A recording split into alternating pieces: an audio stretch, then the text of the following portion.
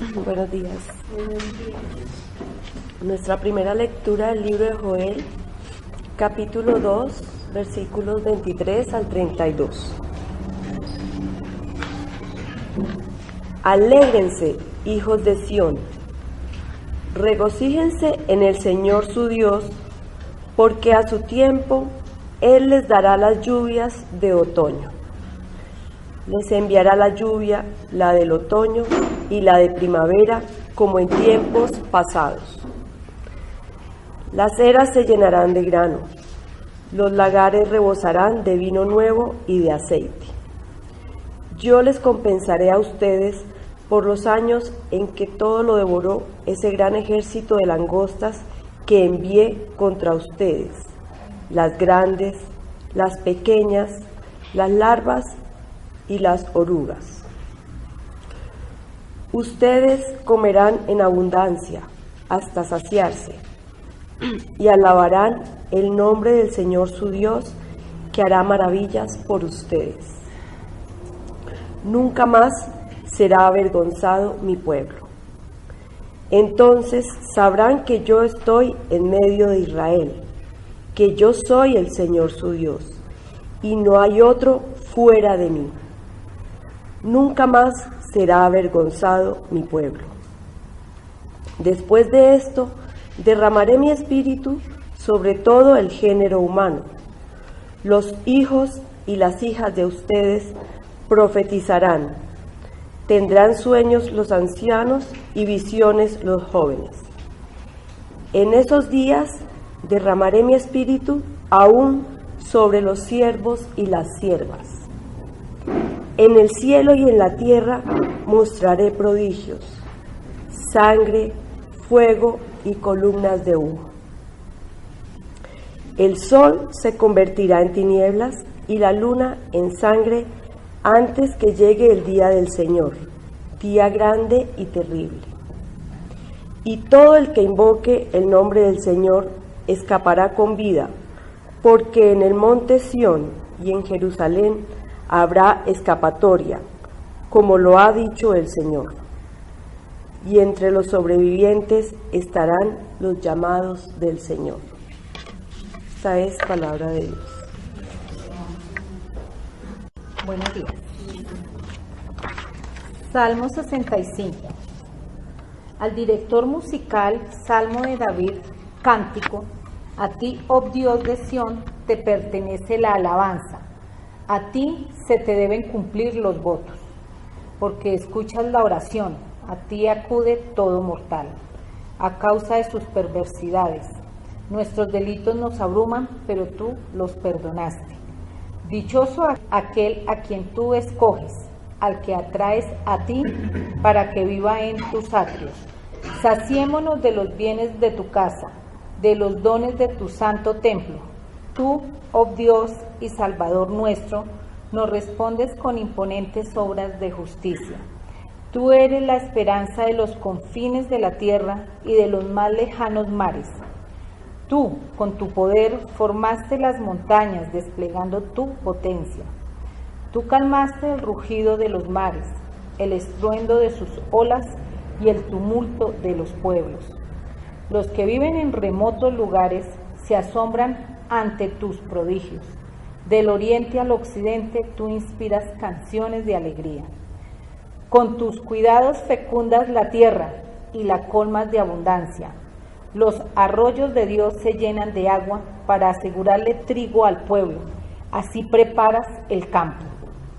Empapas los surcos, nivelas tus terrones, reblandeces la tierra con las lluvias y bendices sus renuevos.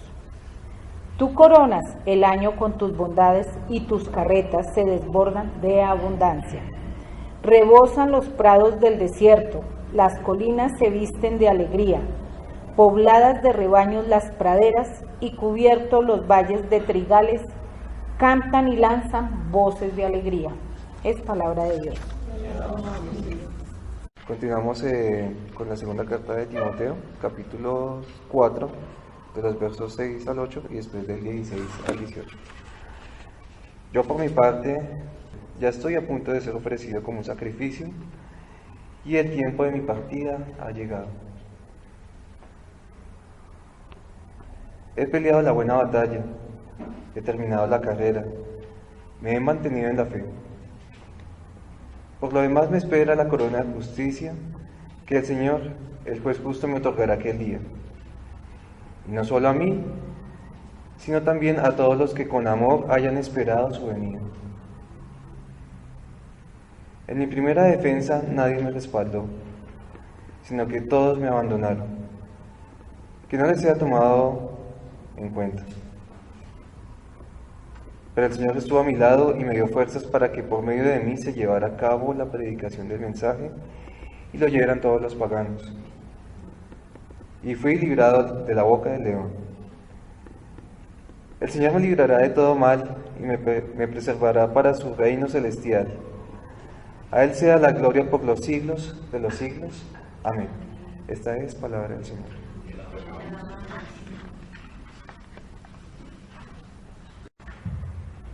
Vamos a Lucas 18, 9 al 14. Esta se llama la parábola del fariseo y el publicano. Dijo también Jesús esta parábola a unos que confiaban en sí mismos, como justos, y despreciaban a los demás. 2 hombres subieron al templo a orar. Uno era fariseo y el otro era recaudador de impuestos. El fariseo, puesto en pie, oraba para sí de esta manera: Dios, te doy gracias porque no soy como los demás hombres, estafadores, injustos, adúlteros, ni aun como este recaudador de impuestos. Yo ayuno 2 veces por semana, doy diezmo de todo lo que gano. Pero el recaudador de impuestos, de pie y a cierta distancia, no quería ni siquiera alzar los ojos al cielo, sino que se golpeaba el pecho diciendo: Dios, ten piedad de mí, que soy pecador. Les digo que éste descendió a su casa justificado, pero aquel, el fariseo, no, porque todo el que se engrandece será humillado, y el que se humilla será engrandecido. Esta es palabra de Dios. Bueno, estos días siempre me gusta empezar con algo así de actualidad, y en estos días algo de actualidad es la famosa reforma tributaria que tenemos en marcha. Pero yo veo que estas reformas tributarias, como todas las que han habido anteriormente, son más bien como retazos ahí, son colchitas, remiendos que se hacen, simplemente porque el gobierno en este momento se encuentra en un déficit, ¿no?, para su funcionamiento. Y realmente el momento no puede ser más inoportuno, porque Santos le estaba apostando a que se ganara el sí, y con el sí pues el asunto iba a ser un poco más suave, pero sucede que ganó el no en el plebiscito. Entonces es un momento bien complicado para meter una reforma tributaria. Entonces obviamente ya las voces en contra no se escuchan, y son voces que yo a veces escucho ni siquiera contra la misma reforma, sino contra Santos. Y han salido a criticar, ¿no?, a hablar, a pedir que no se apruebe en el Congreso. Y es que es obvio, a nadie nos gusta que nos aumenten los impuestos, sobre todo si somos de la clase media tratando de sacar microempresas adelante, y donde definitivamente se puede llevarlas de perder en estas circunstancias. Muchas de las voces dicen que, como siempre, sale favorecidos los que más dinero tienen, los que más debían pagar, y salen desfavorecidos los que menos dinero tienen, porque pues están grabando muchos elementos básicos aún de la canasta familiar, aunque dijeron que no. Muchos dicen, oiga, en vez de cobrar más impuestos, ¿por qué no más bien controlan la evasión y controlan la corrupción? Porque la corrupción, pues, se pierde una buena parte del dinero destinado al funcionamiento del país.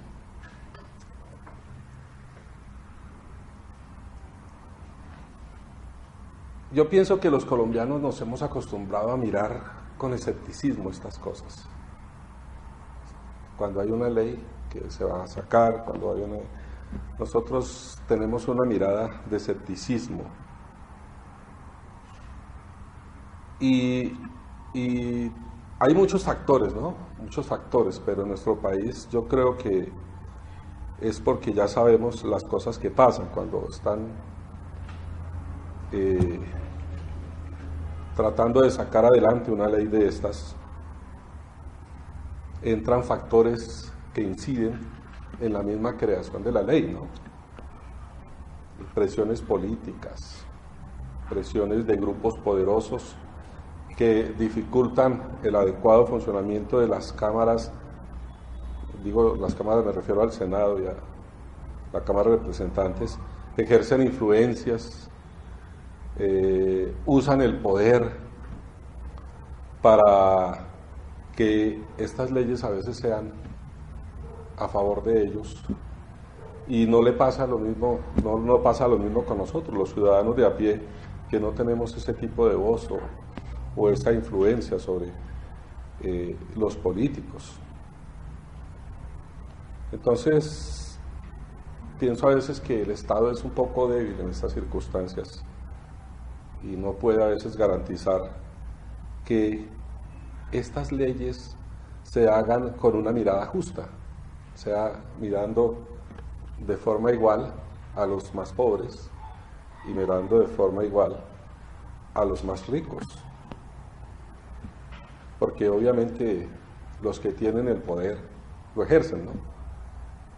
A veces intimidan, por eso uno dice, oiga, aquí los congresistas tienen carros blindados, escoltas.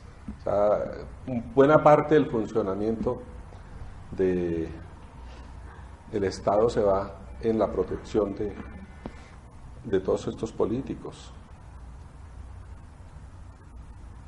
Entonces yo creo que muchas de estas circunstancias han hecho que nosotros tengamos una visión o una mirada que a veces es un poco tergiversada de lo que es la política, o de pronto es una mirada muy realista de lo que es la política aquí en nuestro país.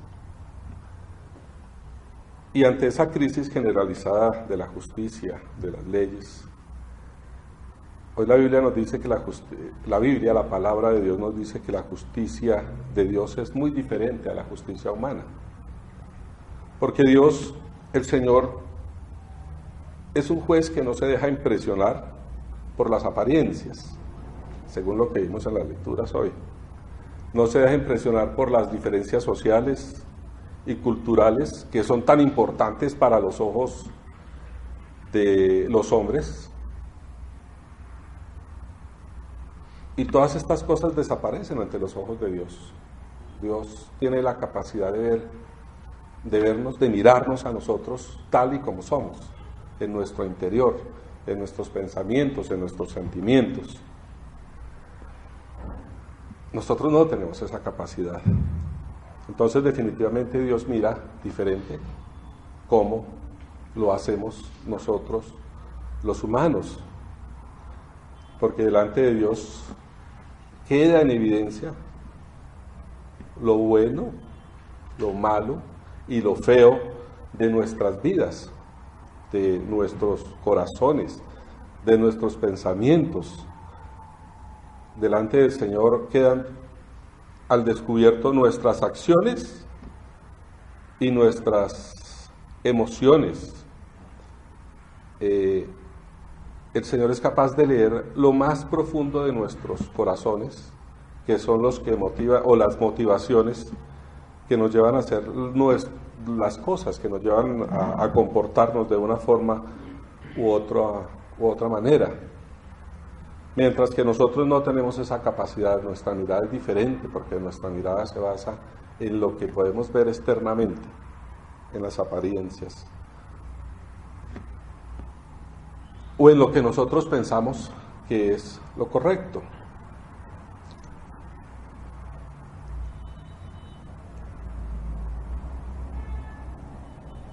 En la parábola del día de hoy, yo lo he mirado de la forma de cómo Dios nos mira y cómo nosotros miramos a Dios. Vemos dos personajes que tienen dos formas diferentes de mirar a Dios, pero tenemos a Dios mirándolos a ellos también, porque ellos están en un momento de oración. Entonces por eso yo esta la he titulado Dos miradas. La mirada de Dios hacia nosotros y cómo nosotros miramos a Dios. Y en la parábola del fariseo y el publicano, la oración que cada uno está dirigiendo al Señor le permite explorar al Señor la intimidad de cada una de estas personas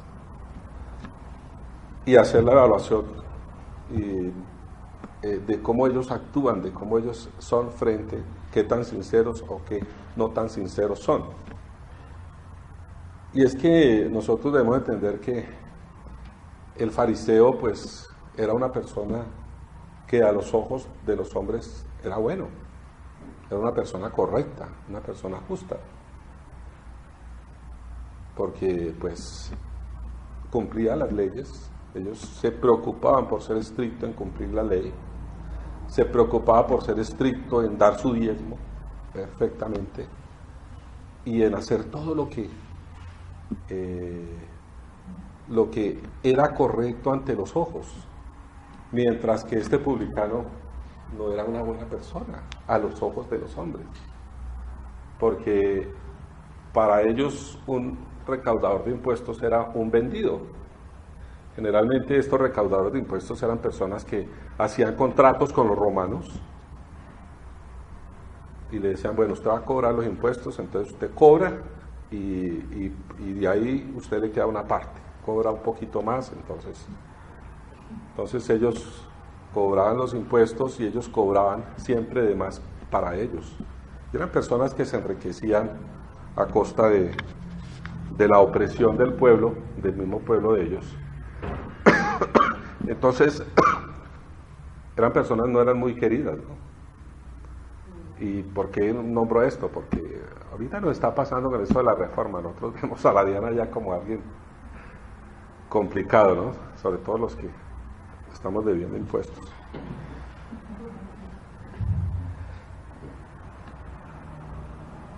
Y era obvio que la forma como ellos los miraban y como ellos mismos se miraban era muy diferente a como Dios los miraba. Entonces el fariseo se sentía perfecto, él se sentía que era una persona recta, una persona justa, y de hecho yo digo que lo era recto. Como alguien que no tiene nada de qué arrepentirse.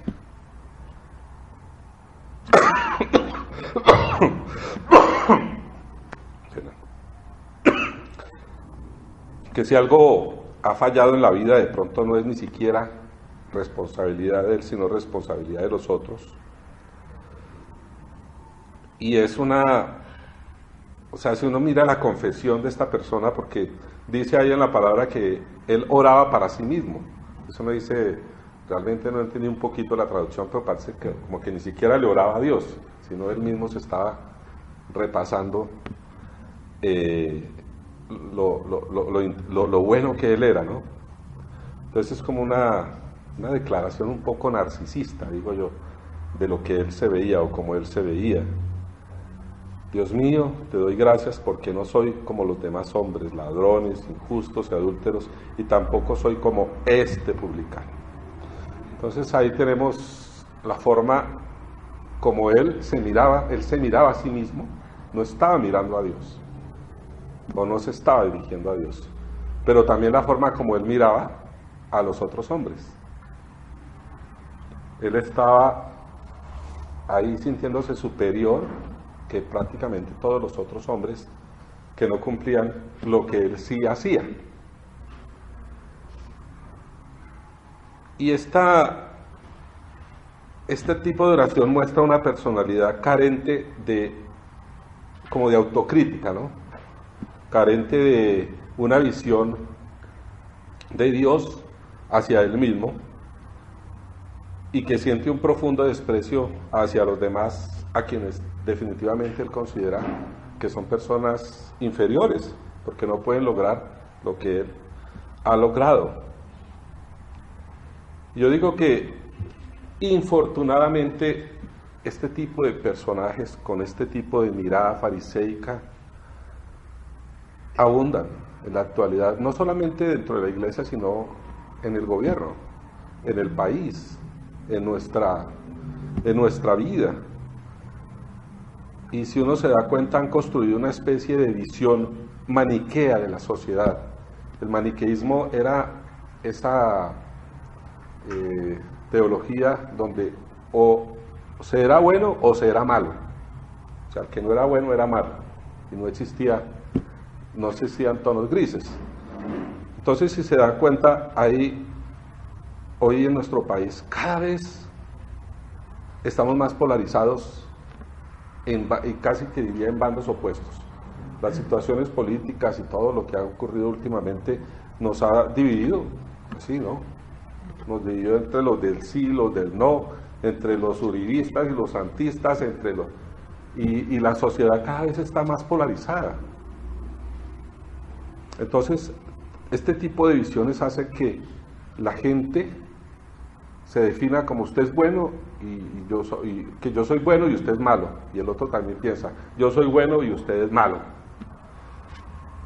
Y es increíble ver cómo dentro de familias, dentro de mismos hermanos y todo, se polarizaron también totalmente por la situación que vive el país. Y a mí me ha costado trabajo ver estos días también lo que ha ocurrido con la misma iglesia, ¿no? La misma iglesia evangélica, que también muchos pastores se metieron en este cuento y también lograron polarizar la misma iglesia. En este momento podemos decir que la iglesia evangélica también se encuentra polarizada. Y también ha logrado que gran cantidad de gente que antes ni le preocupaba a la iglesia están ahora encima, ¿no? Todo el tiempo encima de la iglesia. Y ven uno, oiga, ¿y esta gente por qué no paga impuestos? Y esta gente son millonarios y miren, piden de diezmo y no pagan un solo impuesto, que también la reforma tributaria sea para ellos. Entonces, a veces este tipo de comportamientos polarizantes, maniqueístas, llevan a que se cambie la visión y la perspectiva de lo que es la iglesia de Cristo como un actor en medio de nuestra sociedad. Y esto lo que hace es que aleja a la gente realmente, no la acerca, sino que la aleja. Y la verdad es que yo diría que estos días muchos pastores o muchas han creado muros alrededor de la iglesia, porque también tienen ese tipo de visión, ¿no? O sea, nosotros desde un lado de la iglesia vemos las cosas correctas y ustedes desde ese lado no ven las cosas correctas. Entonces también polarizaron absolutamente la visión, porque están juzgando, somos buenos, ustedes son malos.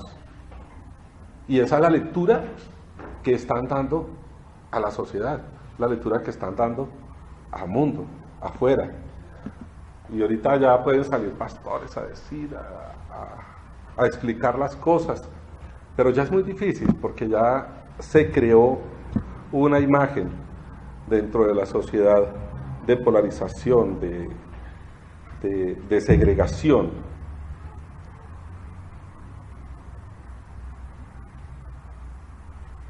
Y la verdad que uno diría, esta oración del fariseo es una oración que para nosotros, o sea, constituiría un total desenfoque teológico, pues él no entiende que la justificación es un don de Dios, o sea, es por gracia,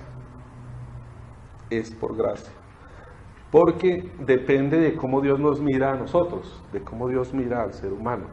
Dios no está mirando lo que nosotros hacemos, Él está mirando lo que hay dentro del corazón. Entonces Él vio, Jesucristo trata de explicarle a esta gente que con esta parábola, que Él vio lo que hay dentro del corazón, y en uno vio orgullo, prepotencia, y en el otro vio arrepentimiento. En uno vio que no necesitaba a Dios, o sea, fíjese, el fariseo era tan bueno que prácticamente ni necesitaba a Dios, simplemente le contaba, mira, es que yo soy el chacho, mientras que el otro necesitaba a Dios.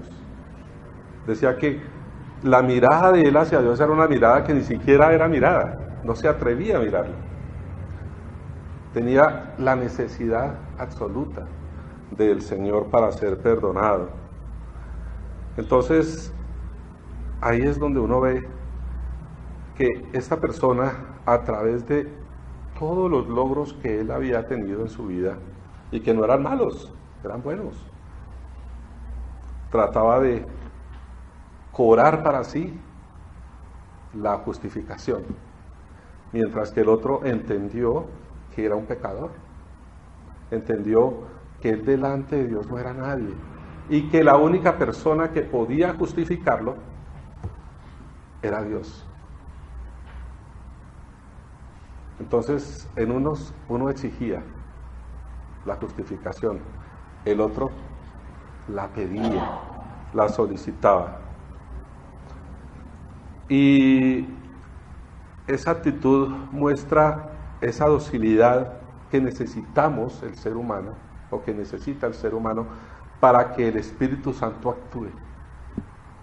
Para que el Espíritu Santo actúe en cada uno de nosotros.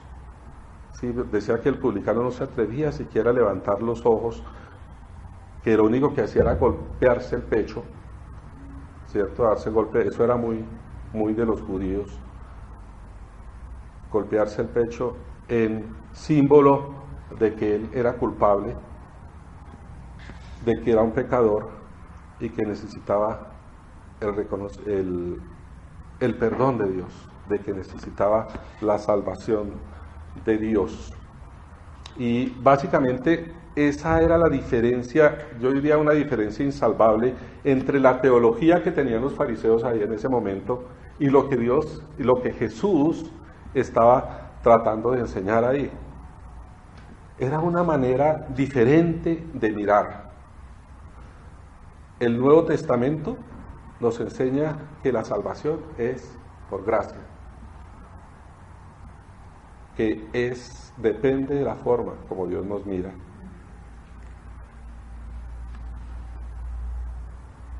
Y que esa gracia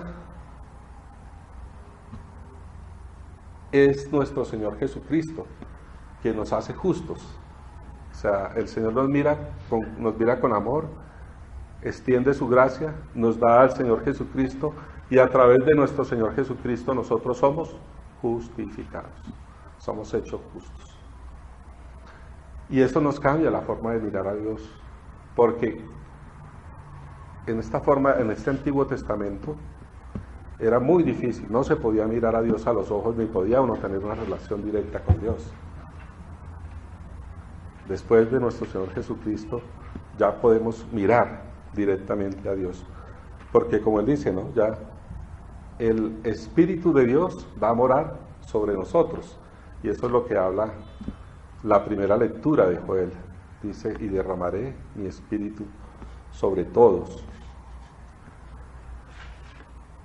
Entonces, en estos pasajes nosotros vemos que la justicia de Dios no es una justicia diferencial, no es una justicia para ricos y pobres, para buenos o malos, simplemente es una justicia para aquellos que reconocen la necesidad de Dios, que miran a Dios como su salvación. Como dice en el Salmo, tú, oh Dios y Salvador nuestro, nos respondes con imponentes obras de justicia. Tú eres la esperanza de los confines de la tierra. Miraban a Dios como la esperanza para toda la humanidad.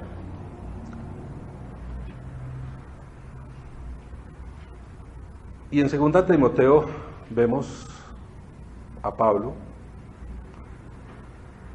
un hombre completamente comprometido con Dios.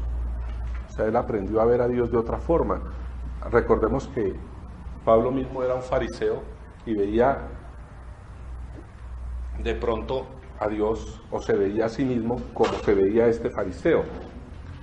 Pero vemos cómo el Señor, a través de la acción de su Espíritu Santo, lo cambió totalmente y él aprendió a ver a Dios de otra forma. Así que él siempre tuvo la mirada fija en la meta que Dios le había trazado. Dice, mantuvo su mirada y allá fue, como el atleta que corre sin descanso hasta esta. Y en este momento él está dejando la antorcha a su discípulo, uno de sus discípulos más jóvenes, a Timoteo, y también está tratando de entregarle esa visión, ¿no? Debemos mantener nuestra mirada fija allá en el Señor. Así que todo podría reducirse a cómo miramos nosotros y a cómo nos mira Dios. Cómo miramos nosotros y cómo nos mira Dios. Pablo tiene 3 imágenes bien interesantes, ¿no? O sea, he combatido el buen combate. He corrido hasta la meta y he mantenido la fe. O sea, Pablo mantuvo su mirada fija en la meta que Dios le había trazado y fue en pos de ella, como va cualquier corredor, sin descanso, hasta lograrla. Y yo diría que quizás hoy más que nunca, y sobre todo en nuestro país, en esta situación que estamos viviendo, necesitamos ese tipo de modelos, como el de Pablo, ese tipo de modelos de fe y ese total compromiso de entrega a Dios y a su palabra, cuyo modelo fue Jesús. O sea, Pablo se modeló con Jesús y se necesitan modelos así como este tipo de personas que entregan su vida totalmente y que llegan al final de la vida y dicen, oiga, lo hice bien, pero no con la actitud que tenía el fariseo, sino con la actitud del agradecimiento de la persona que siempre vio a Dios y siempre obedeció a Dios y siempre siguió a Dios y siguió a su Espíritu Santo como Él le iba diciendo que actuara. Qué lindo sería, ¿no?, poder tener modelos así en nuestro país, porque la verdad los modelos que tenemos son los modelos que nos presentan los medios, la sociedad, las redes sociales.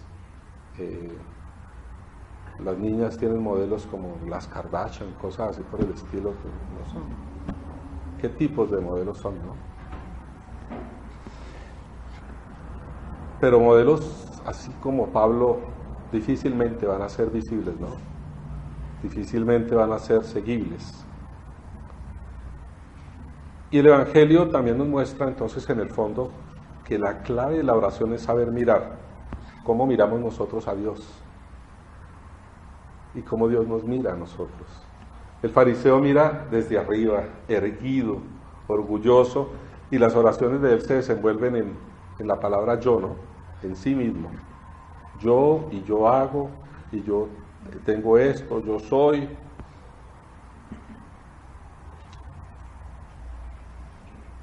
Mientras que el publicano reconoce que era pecador y mira a Dios, es que ni siquiera se atreve a mirarlo, sino que él dice, Él es el objeto de mi salvación, Él es quien me salva, quien me perdona, quien me puede transformar.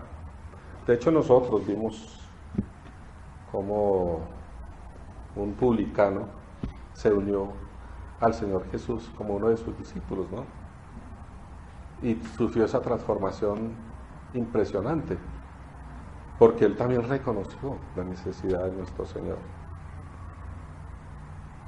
Entonces el publicano mira en postura humilde, no se atreve a levantar los ojos, se cree indigno de mirar a Dios. Y la verdad es que ellos miran a Dios de esa forma y Dios los está mirando, como había dicho, está mirando la altivez del publicano, pero está mirando la humildad del publicano.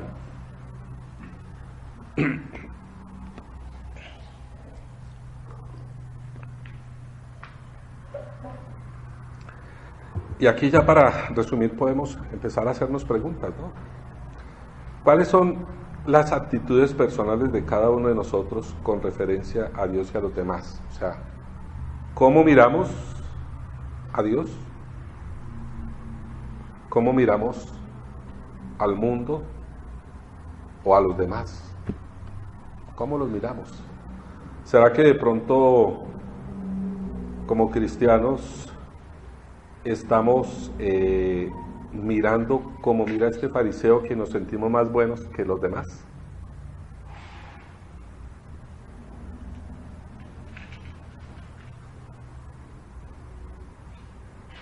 ¿Será que de pronto nos falta un poquito de autocrítica hacia nosotros mismos, de mirar cómo nos vemos o de entender cómo nos mira Dios a nosotros? ¿Qué está mirando Dios en nuestro corazón? ¿Qué está mirando Dios en nuestras actitudes? ¿O será que tenemos una mirada cuando estamos con el grupo y es otra forma cuando estamos solos? La verdad es que Dios nos mira en las dos circunstancias. Y la otra es hacia dónde se dirige nuestra mirada. ¿Dirigimos nuestra mirada hacia Dios en todas las circunstancias de nuestra vida? ¿Dirigimos nuestra mirada hacia los demás que necesitan a Dios?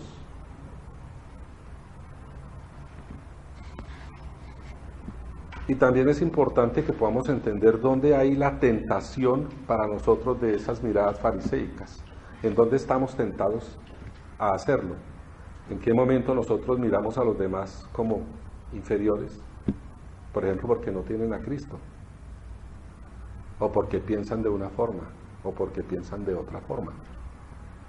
¿Será que nos estamos metiendo en la ola de polarización que está viviendo el país? Que es una forma maniquea de ver las cosas, o sea, yo soy bueno, tú eres malo, porque yo pienso así, porque tú piensas así.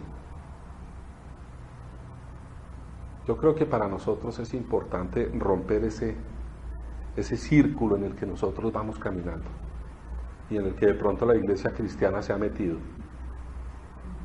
y mirar como mira a Dios, mirar como mira a Jesús, ¿cierto? Pero también mirar a Dios como realmente es Dios, un Dios que es bueno, que es justo, que es perdonador, un Dios que nos da su Espíritu Santo para que nosotros podamos cambiar nuestro ser, para que nosotros podamos mirar a los otros como Él los puede mirar.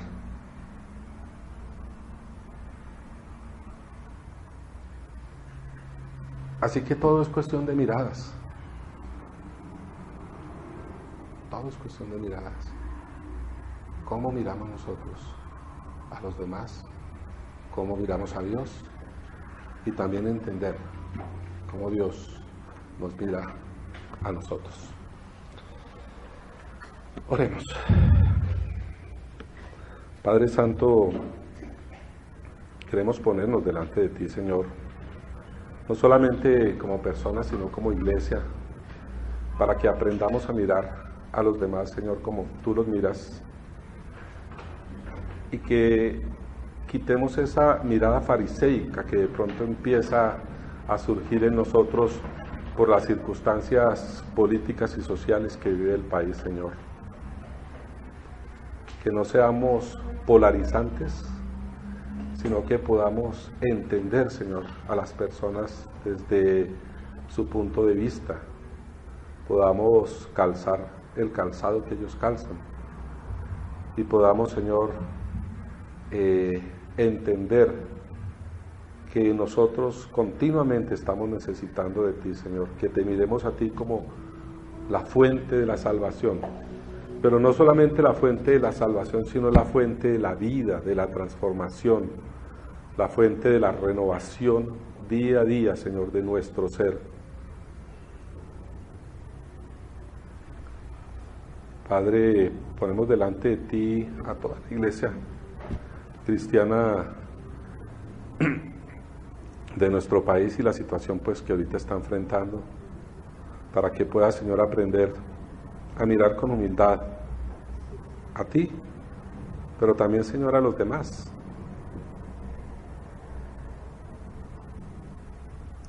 Y que aprenda, Señor, la iglesia a traer a las personas con lazos de amor, con lazos de gozo, Señor, de fidelidad, de comprensión, de tolerancia, así como tú fuiste con nosotros, Señor, que fuiste más allá, Señor, de lo que nosotros pensábamos, con tu mirada de gracia, y que nos diste a tu Hijo unigénito, Señor, para que todo aquel que en Él crea no se pierda, mas tenga vida eterna. Escucha, Señor, nuestra oración.